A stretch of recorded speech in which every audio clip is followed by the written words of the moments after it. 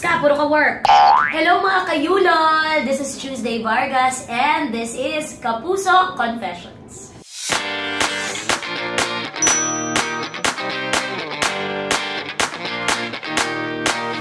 Kung aagawin ko ang talent ni Chelsea Manalo, na ating Miss Universe, no? Ito ay ang talent niyang maging maganda. Despite everything that is thrown at her. Alam niyo, ang ganda nitong babae na to kasi ang ganda ng backstory. It's high time that a beauty queen has some substance. May grit, may konting texture. Texture? Ano siya, tela? Oo, pero anyway, napakaganda ni Chelsea. Congrats, Chelsea! We still love you. Don't worry. Pag-uwi mo dito, masaya ang lahat sa pagbalik mo.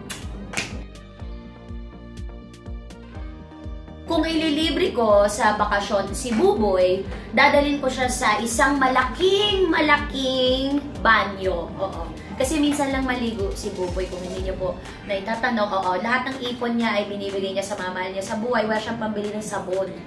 So, yun ang gagawin ko. Gagawin ko ng bath vacation. Yan ang gagawin ko. Papaliguan ko siya mga 1 week para lumevel siya sa mga kagwapuan ng mga taga-GMA. Uy! Pero seryoso Buboy mag-relax ka, puro ka work.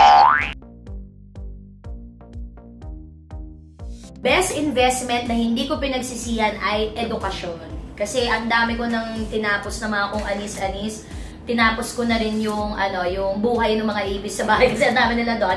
May mga pagkain. Pero anyway, ang pag-aaral talaga ay isang bagay na dapat ay binibigyan ng panahon, ng oras, ng lahat, ng energy, ng life force. Dahil yan ay kayamanan, sabi nga ng mga magulang, na hindi nananakaw. Kung mai-interview ko si gusto kong tanungin sa kanya kung bakit Your Honor, I have the right to make you smile. Di po ba? Naku guys, samahan niyo po kami. Ito po si Tuesday Vargas. At syempre, kasama ko ang nakakatawa at napakakwelang si Buboy Villar sa ating bagong show na Your Honor, we have the right to have more fun with you guys online. See you!